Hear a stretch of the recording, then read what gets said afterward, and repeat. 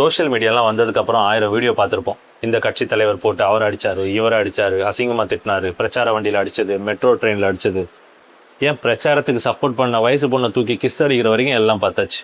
ஆனால் இந்த கடந்த 20-25 நாளில் இந்த மனுஷன் கோவப்பட்டோ எரிஞ்சு விழுந்தோ மூஞ்சி காட்டியோ ஒரு இடத்துல கூட பார்க்கவே இல்லைங்க.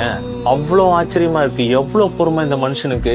ரொம்ப ரொம்ப பொறுமைசாலி கூட அவங்க இயல்பு மாறாமல் இருக்கணும் அப்படின்னா சூழ்நிலை அதுக்கு உதவி செய்யணும். உச்சி வெயிலுங்க, சித்திரை மாசம் கொளுத்துது, வேர்த்து விறுவிறுத்து சுத்தி மக்கள். வீடியோலாம் பார்க்கும்போது ஒவ்வொருத்தர் ஒரு மாதிரி நடந்துக்கிறாங்க. கையெல்லாம் பிடிச்சி கீறி விட்டு புறாண்டி விட்டு ஆஃப் ஹேண்ட் ஷர்ட் போட்டா தெரியுமேனு ஃபுல் ஹேண்ட் ஷர்ட் போட்டு மறைச்சிட்டு சுத்திட்டு இருக்காரு மனுஷன். இவருக்கு கோபமே வராதா? இவரோட சுபாவமே இதுதானான்னு யோசிச்சு பார்த்துட்டு இருக்கும்போது அப்படியே கட் பண்ணா நம்மளை பார்க்க வந்த மக்களுக்கு எவனாவது ஏதாவது பண்றான், அவங்களுக்கு ஏதோ ஒண்ணு நடக்க போகுதுன்னு தெரிஞ்சா இந்த மனுஷனுக்கு ஒரு கோபம் வருது பாருங்க. கோபமும் கண்ணீரும் கூட அழகுதான். அது எதிரில் இருக்கவங்க நல்லா இருக்கணும்ன்ற நோக்கத்துல வந்துச்சுன்னான்னு சொன்னாங்க. சும்மாவா சொன்னாங்க? பாருங்க, ஃப்ரேமா பாருங்க ஜி.